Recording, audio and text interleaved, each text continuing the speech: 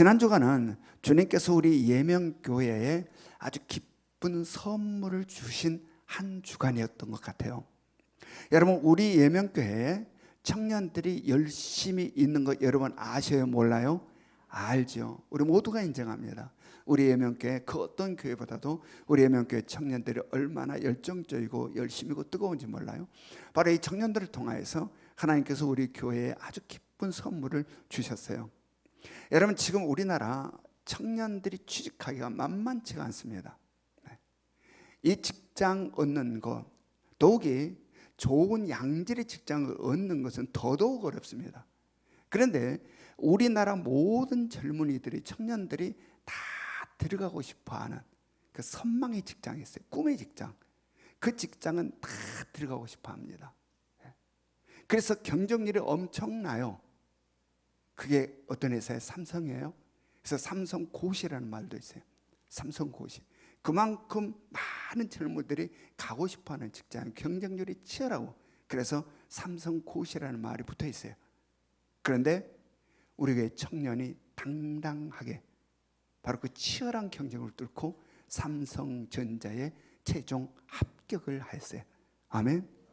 네.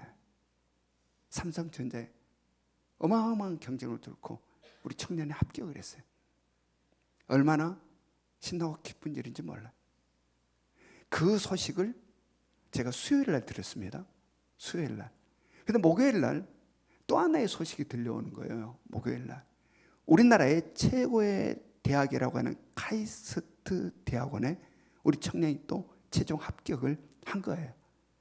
수요일 날, 목요일 날 연거푸 이런 소식을 들으니 제가 기분이 어떨까요? 우리 청년들은 제 자식과 같은 마음이 있는데 얼마나 흐뭇하고 얼마나 기뻤는지 몰라요. 연속해서 수목요일 날 이 기쁜 소식들이 막 쏟아져 들어오는 거예요. 여러분도 기쁘시죠? 여러분, 이 두 청년이요, 자기들도 예상치 못한, 자기들도 정말 내가 합격할 수 있을까 생각지 못한 그러한 합격 소식에 너무 감격해서 너무 기뻐하며 이것은 전적인 주님의 은혜라고 고백해요. 이것은 내 실력이 아닌, 내 실력으로 결코 합격할 수 없었을 텐데 전적인 하나님의 은혜였습니다 라고 고백하고 있어요. 여러분, 얼마나 감사한지 몰라요. 이 두 청년을 내가 가만히 생각하고 살펴봤어요. 공통점이 있어요. 이 두 청년, 어떤 공통점이냐면, 먼저는 철저하게 주님의 말씀 따라 삶의 우선순위가 명확했다라는 거예요. 삶의 우선순위가 뒤죽박죽이 아니라 명확했다. 그리고 자기 기분 따라 신앙생활하는 게 아니라 철저히 주님의 주인 되심을 따라 자신들에게 맡겨진 사명, 자신들에게 맡겨진 사역에 충성스럽게 그 일을 감당했던 청년들이에요.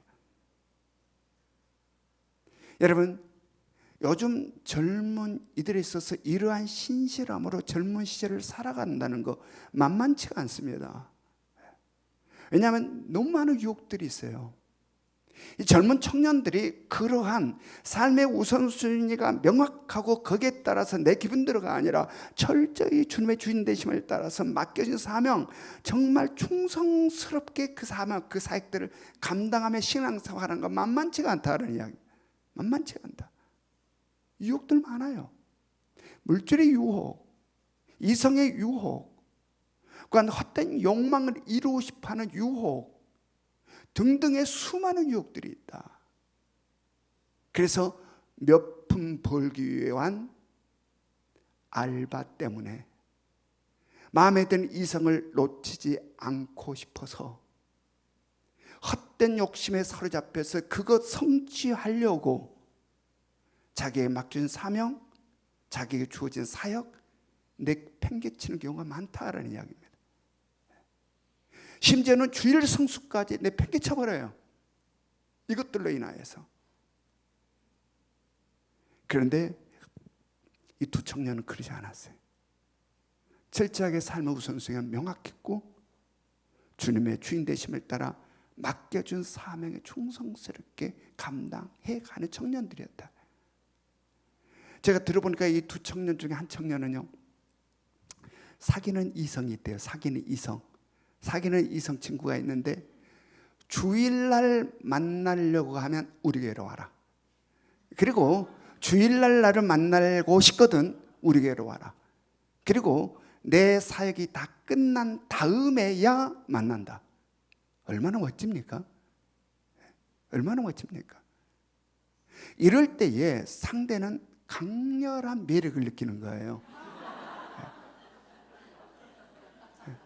이럴 때 강렬한 매력을 느끼는 거예요. 그냥 혹시나 마음에 든 저 친구 놓칠까봐 절절절면서 쫄쫄쫄쫄 따라다니면 매력 빵점입니다. 제로가 돼요. 그냥 혹시나 기분 상할까봐 절절절면서 쫓아다니면 매력 제로예요. 결과는 형편없습니다. 결과. 특별히 우리 청년들, 삶의 우선순위가 명확해야 되고 주님의 주인 되심으로 온전한 신앙생활을 해야 된다. 그러할 때의 상대가 그것 때문에 싫다고 하면 그것은 하나님께서 예정하신 짝이 아니에요. 그냥 내 눈에 좋아서 마음에 들어 쫓아다녀 결혼까지, 그는 99%, 100% 불행입니다. 그것은 하나님께서 나의 짝으로 예정하신 대상이 아니다라는, 보기는 그럴싸한데 나하고 관계없는 사람이다라는 거예요. 우리 청년들은 명심해야 돼요. 눈에 보이는 거 그럴듯해서가 아니라 나를 너무 사랑하신 하나님께서 나의 짝으로 예정한 자를 만나야 된다. 아멘. 그게 진정한 행복이다. 행복이다. 이런 당당함이 우리 모든 예명의 청년들 가운데 있기로 합니다. 바로 이번에 그 청년이 그런 청년이라서 깜짝 놀랐어요. 와, 멋있다. 야, 멋있다.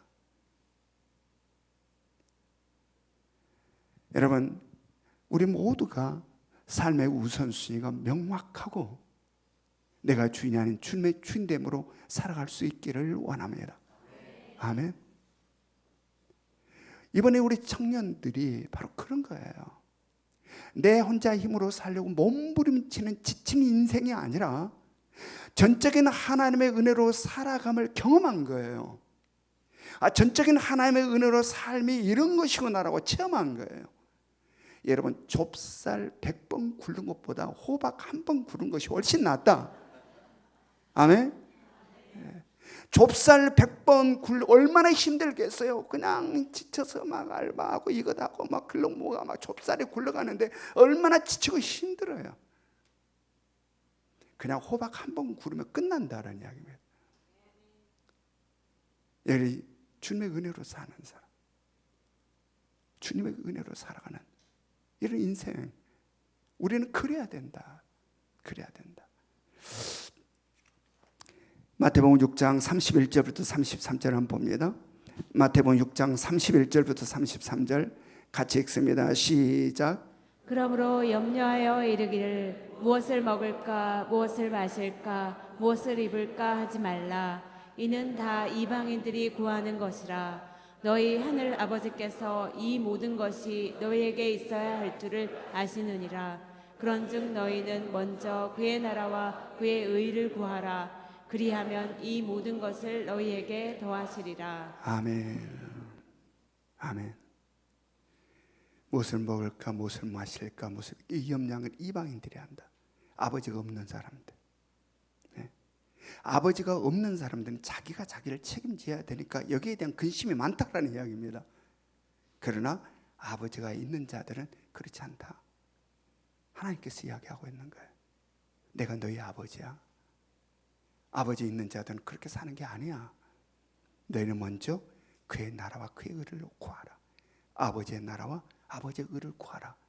그리하면 필요한 것을 다 하시는 하나님이 이 모든 것을 너희에게 더하시리라. 아멘. 여러분, 이것이 말씀이 지식으로만 있지 않고 삶에서 체험될 수 있기를 원합니다.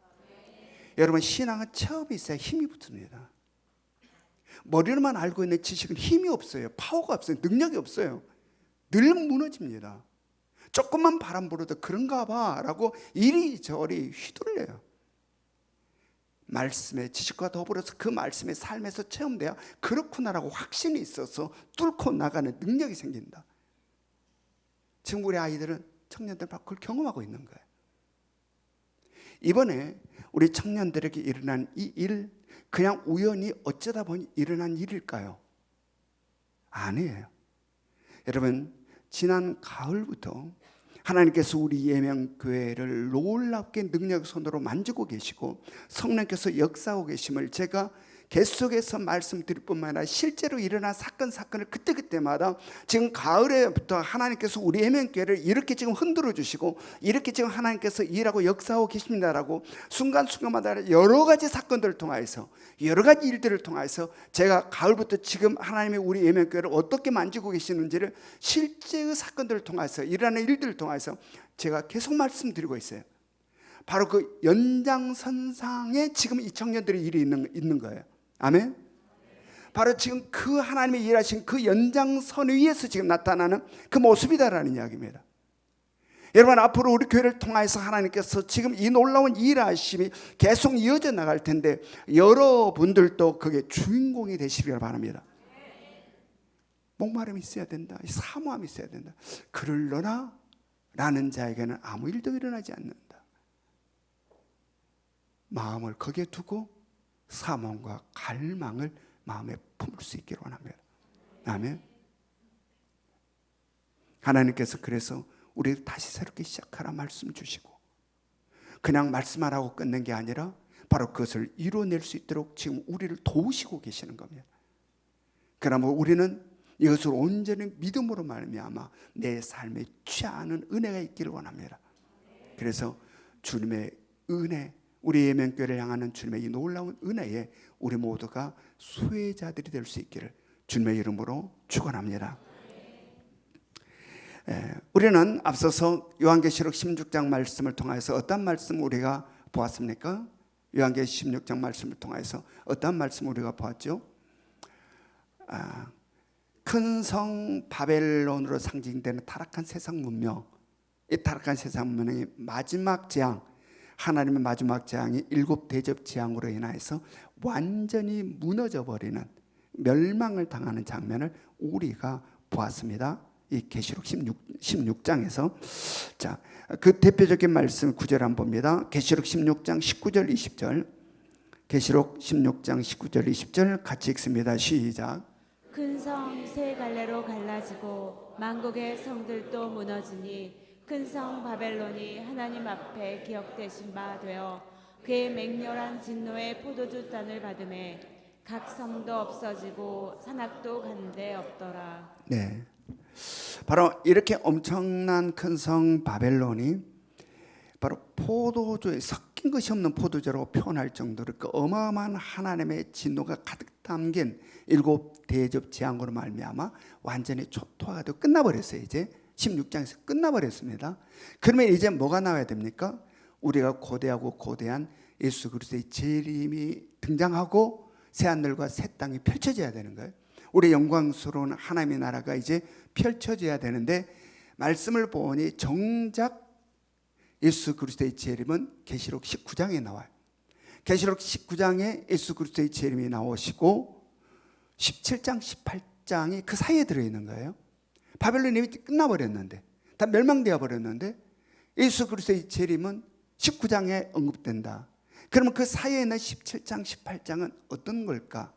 바로 17장, 18장은 큰 성 바벨론의 무너짐에 대하여, 그 무너짐에 대하여 여러 가지 각도에서 구체적이고 상세하게 우리에게 다시 알려주는 말씀이 계시록 17장, 18장 말씀이다라는 이야기입니다. 자, 그러면 계시록 17장으로 들어갑니다. 계시록 17장 1절 말씀, 계시록 17장 1절 같이 읽습니다. 시작. 또 7 대접을 가진 7 천사 중 하나가 와서 내게 말하여 이르되 이리로 오라. 많은 물 위에 앉은 큰 음녀가 받을 심판을 내게 보이리라. 네, 7 대접 재앙을 가진 천사 중에 한 천사가 지금 사도 요한에게 무엇을 보여주겠다고 이야기하고 있습니까? 큰 음녀가 받을 심판을 보여주겠다 이렇게 이야기해요. 자, 여기에서 큰 음녀가 새롭게 등장합니다. 그렇다면 이 큰 음녀는 누굴까? 새로운 어떤 존재가 아니라 우리가 이미 보아왔던 큰 성 바벨론, 이 큰 성 바벨론을 17장에 와서는 큰 음녀라고 이렇게 새롭게 표현하고 있어요. 새로운 존재가 아니에요. 큰 성 바벨론을 지금 17장에 와서는 큰 음녀라고 표현하고 있어요. 자, 큰 성 바벨론은 뭘 상징한다고 그랬습니까? 타락한 세상 문명을 상징한다고 그랬습니다. 타락한 세상 문명. 그런데 바로 이 큰 성 바벨론을 큰 음녀라고 새롭게 표현하고 있다. 이것은 왜 그런가? 바로 큰 성 바벨론이 지은 죄, 바로 큰 성 바벨론의 타락상을 더욱더 우리들에게 실감나게 전달해 주기 위하여 큰 성 바벨론을 큰 음녀라고 표현하고 있다는 이야기입니다. 큰 음녀라. 여러분, 여기에 있어서 이 큰 음녀라고 표현하는 이 속 중심에는 음행이 들어있는 거예요. 다시 말해 큰 성 바벨론이 무너지게 된 죄의 중심부에 뭐가 있냐? 음행이 있다라는 이야기입니다. 음행. 바로 여러분, 이 음행은 영적으로는 우상 숭배이고 육적으로는 성적 타락을 이야기합니다. 바로 큰 성 바벨론의 멸망의 중심에는, 그 죄의 중심에는 음행이 있다. 그리고 그 음행은 영적으로는 우상 숭배이고 육적으로는 성적 타락이다라는 겁니다. 바로 이것으로 인하여서 큰 성 바벨론, 이 세상이 망한다, 하나님의 진노를 받아 망한다라는 이야기입니다. 바로 이러함은 이미 성경에 있는 여러 가지 심판, 즉 노아의 홍수 심판에도 바로 음행으로 인하여서 노아의 심판이 이루어졌음을 우리는 너무 잘 알고 있어요. 소돔과 고모라의 심판 역시 마찬가지로 음행으로 인하여서 하나님의 진노, 심판으로 인해서 망해버렸음을 우리가 잘 알고 있습니다. 바로 그 중심에 음행이 있다라는 이야기입니다. 이것을 우리들에게 그 큰 성 바벨론의 죄의 중심부에는 음행을 우리들에게 더욱더 부각시켜서 우리들에게 전달하고 싶어서 전달하시기 위해서 바로 큰 성 바벨론을 큰 음녀라고 표현하여 지금 진행시켜 나가고 있다라는 거예요. 자, 여기서 큰 음녀가 어디에 앉아 있다라고 오늘 성경이 이야기하고 있습니까? 계시록 17장 1절 다시 봅니다. 계시록 17장 1절 같이 읽겠습니다. 시작. 또 일곱 대접을 가진 일곱 천사 중 하나가 와서 내게 말하여 이르되 이리로 오라. 많은 물 위에 앉은 큰 음녀가 받을 심판을 내게 보이리라. 예, 큰 음녀가 어디 위에 앉아 있다라고 이야기하고 있죠? 많은 물 위에 앉아 있다. 많은 물. 여러분, 이 물은요, 우리들이 인간의 삶과 뗄래야 뗄 수 없는 관계 속에 있어요. 이 인류 문명은 물과 함께 했다라고 할 수 있어요. 그만큼 물과 인간과 관계는 참으로 친밀하고 뗄래 뗄 수 없는 관계 속에 있다라는 이야기예요. 자, 우리가 잘 알고 있는 고대 문명 발상지 어디가 있습니까? 우리가 잘 알고 있는 고대 문명 발상지, 여기서 또 말씀해 보십시다 하면은 굉장히 또 마음이 답답해지니까 우리가 화면을 통해서 우리가 같이 읽어봅니다. 시작. 히트 문명, 인더스강 유역의 인도 문명, 황하 유역의 중국 문명, 티그리스 유프라테스강 유역의 메소포타미아 문명.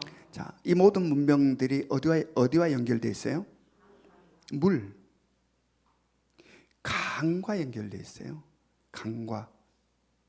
여러분, 인류의 문명은 강과 함께 발달해 왔어요.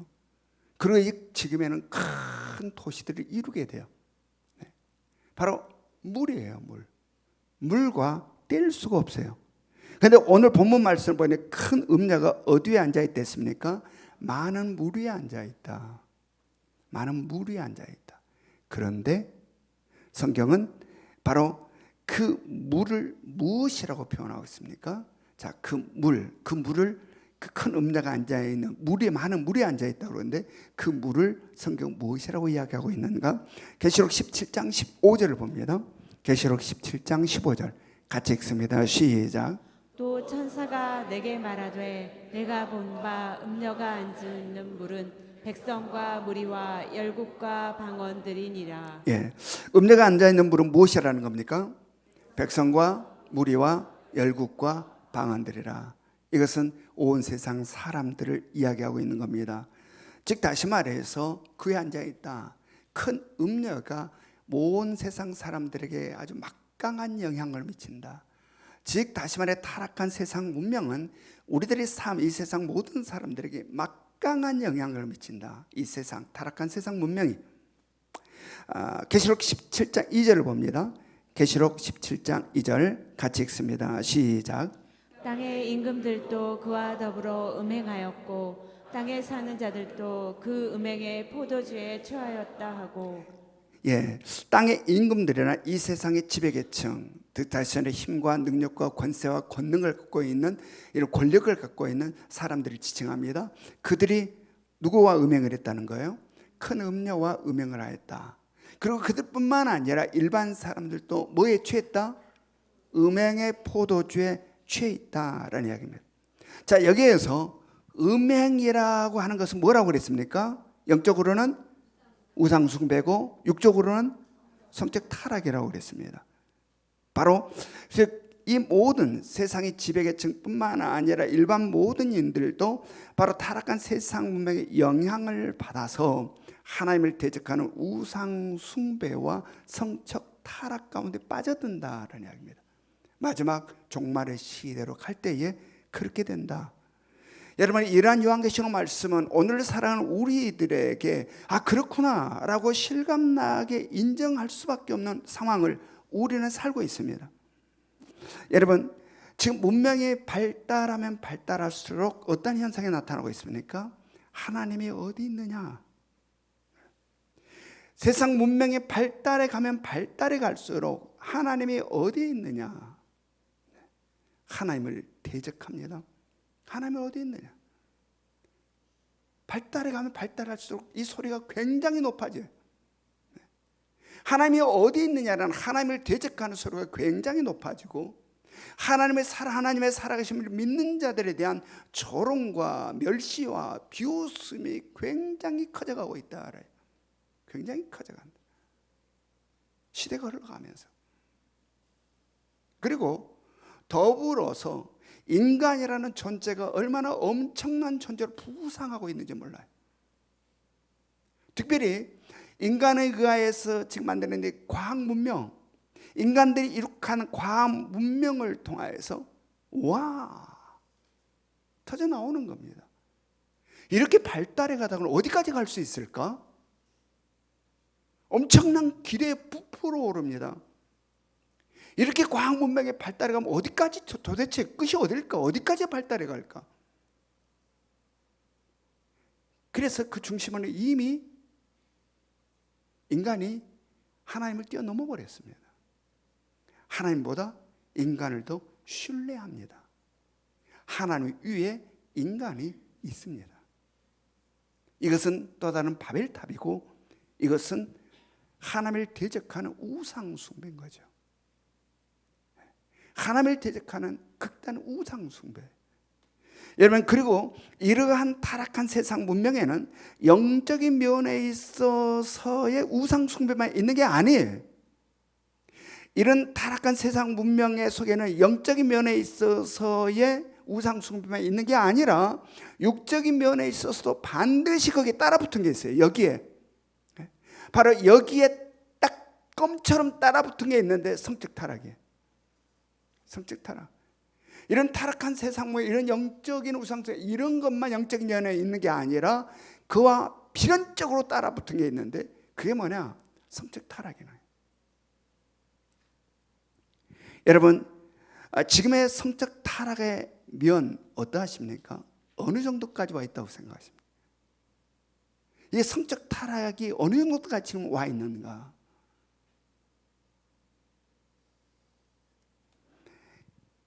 여러분, 지금은요 외도가 거의 일상화되어 있습니다. 예전에는 서로 이야기하다가 외도한다면 저 나쁜 놈인데요, 지금은 외도한다면 와 어떻게 하냐?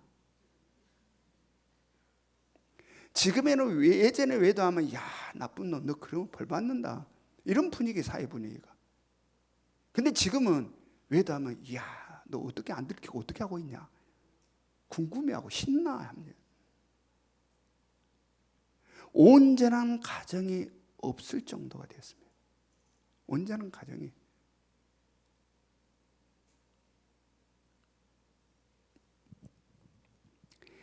그리고 이성 간의 성관계를 넘어서 동성 간의 성관계가 합법화되고 있습니다. 남자가 여자가 되고 싶어서 성전환을 해서 여자가 되었다가 하나 다시 남자가 좋은데 라고 해서 다시 남자가 되어 성전환을 해서 남자가 됩니다. 이 사람은 여탕에도 들어갔다가 남탕에도 들어갔다가 그런 거죠. 이 순간 와 나도 한번 그래봤으면 좋겠다는 생각이 살짝 들어오는 분은 회개하시기 바랍니다. 여러분 이게 지금의 시대에서 우리가 지금 목도하고 있는 그런 모습들입니다. 지금의 시대에서 이렇게 성적 타락이 계속 나가면 어디까지 갈까요? 그 끝이 어딜까요? 어디까지 나가게 될까요? 지금 애완동물 엄청 사랑합니다. 많은 사람들이 애완동물하고 결혼을 해요. 아마 이렇게 나가면 동물과의 성관계도 합법화해 달라는 요구가 있게 되고 합법화할지도 몰라요. 동물과의 관계, 성관계가. 이 성적인 타락이 어디까지 갈 수 있을까? 여러분 이것은요 무질서입니다. 무질서예요. 그리고 무질서는 죄입니다. 무질서는 질서의 하나님을 대적하는 것이고 하나님으로부터 벗어나는 겁니다. 그리고 시대가 흘러서 종말로 가면 갈수록 이 하나님으로부터 벗어나는 무질서는 더욱더 크게 달한다. 더욱더 심화돼요. 앞으로 계속 운명이 진행돼 갈수록 이런 상황들. 그리고 그것은 극에 달한 우상 숭배와 성적 타락으로 나타나게 된다라는 이야기입니다. 극에 달하는. 그리고 바로 오늘 성경은 이러한 마지막 때 인류의 모습을 보여주고 있는 겁니다. 마지막 때 인류의 모습을. 이 땅의 지배층뿐만 아니라 일반 모든 일도 큰 음료로 상징되는 타락한 세상 문명과 음행을 한다. 음행을 한다. 계시록 17장 3절 말씀을 같이 봅니다. 계시록 17장 3절 같이 읽겠습니다. 시작. 곧 성령으로 나를 데리고 광야로 가니라. 내가 보니 여자가 붉은빛 짐승을 탔는데 그 짐승의 몸에 하나님을 모독하는 이름들이 가득하고 7머리와 10뿔이 있으며. 전사가 사도 요한을 성령으로 데리고 갔다 기록하고 있습니다. 이것은 성령으로 감동되어서 모든 것을 보는 것을 의미합니다. 자, 사도 요한의 성령으로 지금 뭘 보았습니까? 큰 음녀가 무엇을 타고 있는 걸 보았습니까? 붉은빛 짐승을 타고 있는 걸 보았습니다. 붉은빛 짐승. 여기에 있어서 우리는 큰 음녀와 붉은빛 짐승과 관계를 예측할 수 있어요. 바로 친밀한 관계라는 겁니다. 이 큰 음녀와 붉은빛 짐승과 친밀한 관계임을 우리가 여기서 발견할 수 있다. 그리고 오늘 성경은 바로 이 짐승을 어떻게 표현하고 있습니까? 지금 이 짐승에 대해서 어떻게 이야기하면 하나님을 모독하는 이름이 가득하고 머리가 7개, 뿔이 10개다. 10개라. 계시록 17장 4절 5절 한번 읽어봅니다. 계시록 17장 4절 5절 같이 읽습니다. 시작. 그 여자는 자줏빛과 붉은빛 옷을 입고 금과 보석과 진주로 꾸미고 손에 금잔을 가졌는데 가증한 물건과 그의 음행에 더러운 것들이 가득하더라. 예. 네, 계속 읽으십시오. 그의 이마에 이름이 기록되었으니 비밀이라 큰 바벨론이라 땅의 음녀들과 가증한 것들의 어미라 하였더라. 예, 여기서 그 여자는 누구를 말합니까? 바로 붉은빛 짐승을 타고 있는 큰 음녀를 이야기하는 거죠. 바로 이 큰 음녀에 대해 성경은 지금 어떻게 표현합니까? 자줏빛과 붉은빛 옷을 입고 금과 보석과 진주로 꾸미고 손에 금잔을 가졌다. 지금 이 큰 음녀에 대해서 성경이 이렇게 이야기하고 있어요. 여기서 말하는 자줏빛과 붉은빛 옷은요, 사도 요한 당시 즉 로마 제국 때에 바로 부와 권력을 상징하는 옷이에요. 자줏빛 옷, 붉은빛 옷은요, 로마 제국 때에 부와 권력을 상징하는 그러한 옷이었어요. 그리고 거기에 금과 보석과 진주로 꾸몄다라는 이야기입니다. 꾸몄다. 그리고 손에는 금잔을 가졌다. 여러분, 이 여인을 상상해 보십시오. 자줏빛 금빛 옷을, 이 붉은빛 옷을 입고 그 부와 권력을 상징하는 그 옷을 입고 금과 보석과 진주로 치장을 하고 금잔을 손에 들고 있다. 금잔을. 얼마나 멋있고 아름다워 보입니까? 이 여인의 모습. 최고의 옷을 입고 금 진주로 치장을 하고 금잔을 쫙 들고 있는 이 여인의 모습. 그런데 오늘 성경은 그 금잔 속에 뭐가 가득 담겼다고 이야기합니까? 가증한 물건과 그 음행에 더러운 것들이 가득하다. 더러운 것들이. 여러분, 이것이 마지막 종말 때 등장하게 되는 큰 음료로 상징되는 타락한 세상 문명이다. 타락한 세상 문명이다. 여러분, 지금도 세상 문명은 얼마나 화려하고 멋진지 몰라요. 지금도. 여러분, 모든 사람들, 오늘 본문에 등장한 자줏빛과 붉은빛 옷과 같은 부와 권력을 상징하는 화려하고 멋지고 값비싼 옷 입고 싶어 합니다. 요즘 사람들은 후질기랑 입고 싶어 한 사람도 없어요. 뭐가 탁 입고 나오면 와, 저 집 좀 있나 봐 하는 옷. 모든 사람이 오늘 성경이 이야기하는 자줏빛과 붉은빛과 같은 부와 권력을 상징하는, 바로 권세를 상징하는 그러한 화려하고 값비싼 옷을 입고 싶어 해요. 금과 보석과 진주 같은 걸로 치장하고 싶어 합니다. 오늘 이 시대의 흐름이 그렇다라는 이야기입니다. 흐름이 그렇다. 그런데 오늘 성경에서는 뭐라고 그랬습니까? 바로 그런 큰 음녀가 들고 있는 금잔 속에는 가증한 물건과 그의 음행에 더러운 것들로 가득하다. 바로 이 세상 문명이 그렇다라는 이야기입니다. 눈에 보이기는 참으로 화려하고 멋지고 아름답게 보이나 그 내면을 들어가 보면 추하고 더럽고 냄새나고 썩은 냄새가 진동한다. 바로 이것이 바로 타락한 세상 문명인 것입니다. 이렇게 성경 우리들을 향해서 어떠한 말씀을 합니까? 로마서 12장 2절 말씀을 봅니다. 로마서 12장 2절 말씀 같이 읽습니다. 시작. 너희는 이 세대를 본받지 말고 오직 마음을 새롭게 함으로 변화를 받아 하나님의 선하시고 기뻐하시고 온전하신 뜻이 무엇인지 분별하도록 하라. 아멘. 시대를 분별할 수 있기를 원합니다. 타락한 세상의 물결에 힘없이 쓸려버리지 말기를 원합니다. 우리를 향하신 하나님의 뜻이 무엇인지를 우리는 분별할 수 있어야 된다.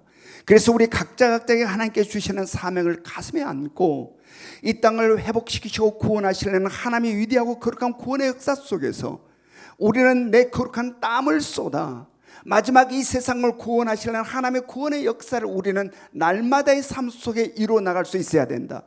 아멘.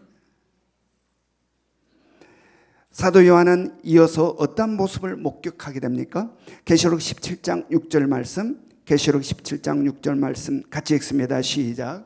또 내가 보매 이 여자가 성도들의 피와 예수의 증인들의 피에 취한지라.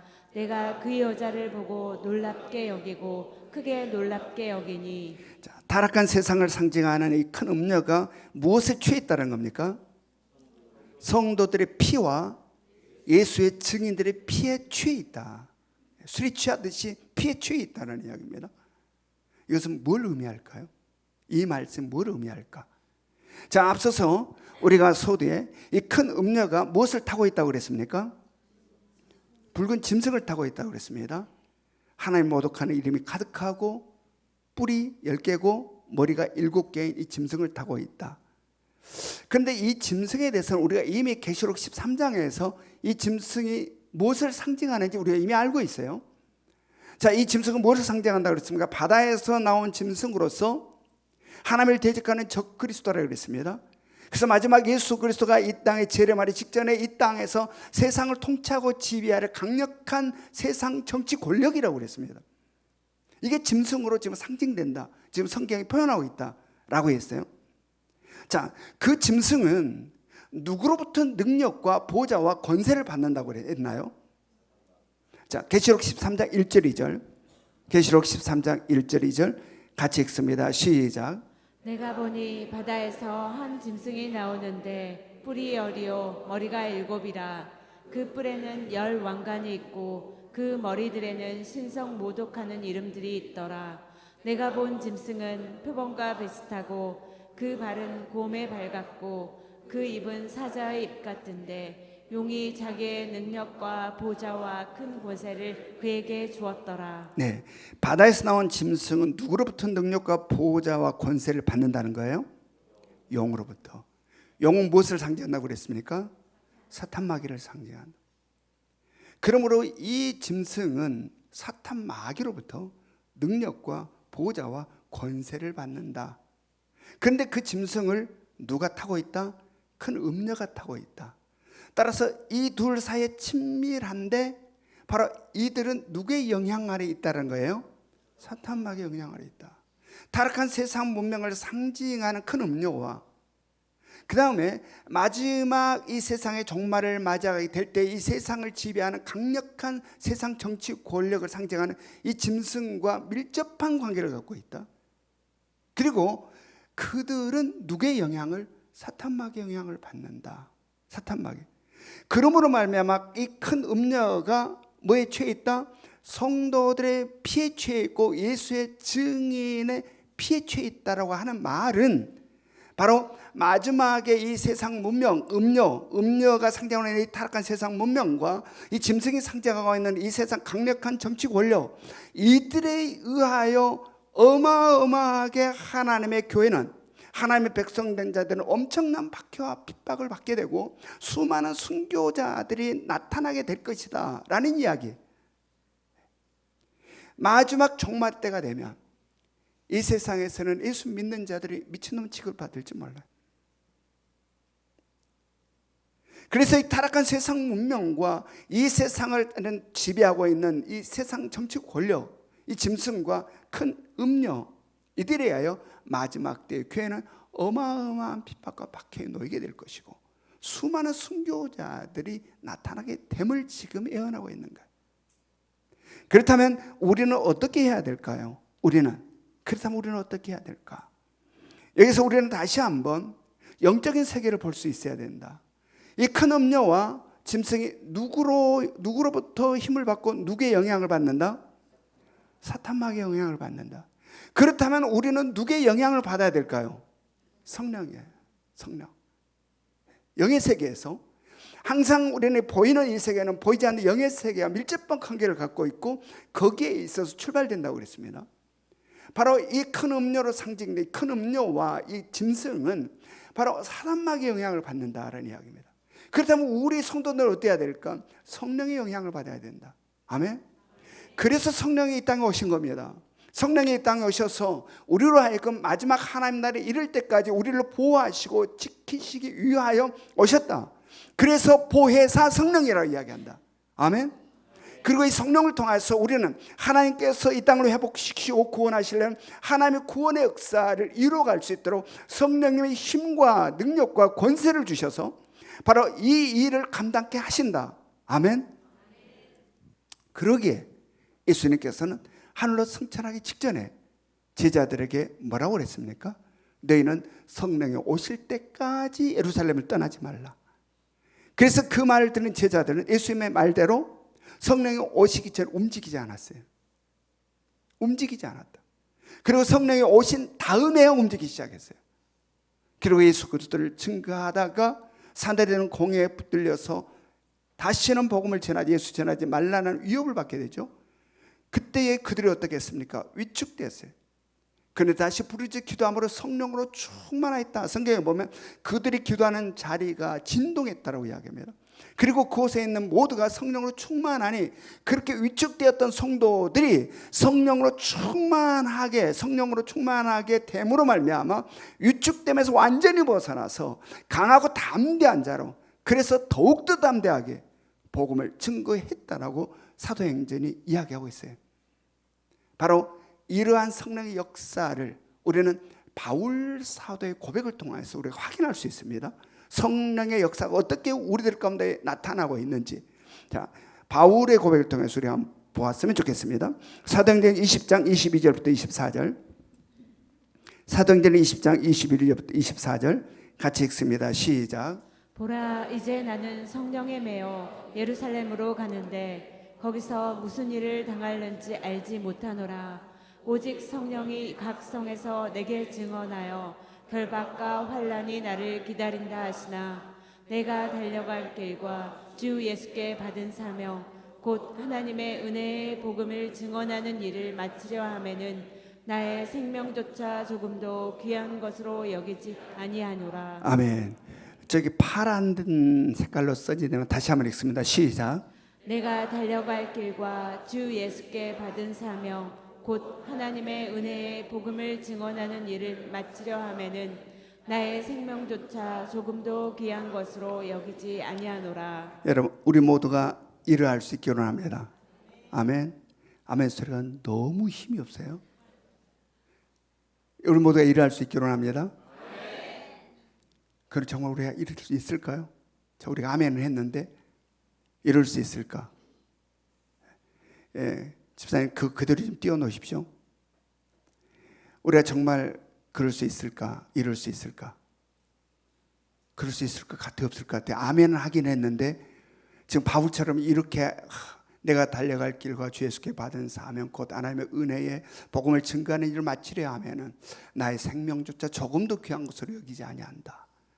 아멘 했는데 정말 나는 이룰 수 있을까?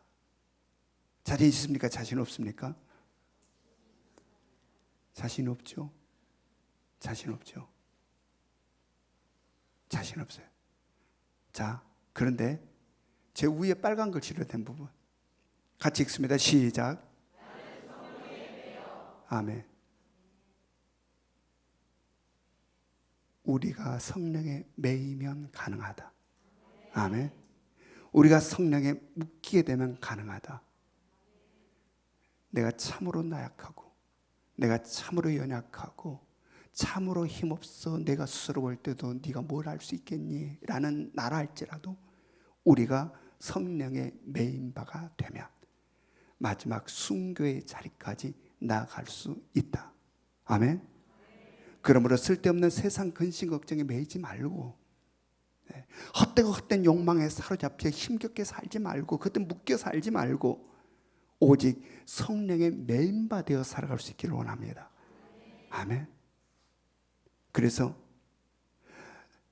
안으로는 타락한 세상 운명에 의한 유혹이 있고 밖으로는 세상의 박해와 핍박과 조롱과 비웃음이 있다 할지라도 바로 진리가 너희를 자유케 하라는 말씀처럼 죽음도 우리를 어찌할 수 없는 자로 온전한 자유자로 성령에 매여 마지막 우리들의 인생길을 승리자로 마무리할 수 있는 여러분과 제가 될 수 있기를 주님의 이름으로 축원합니다. 적용 질문 같이 읽습니다. 적용 질문 1번 시작. 1, 2, 3 운동 열심히 합시다. 2번 시작.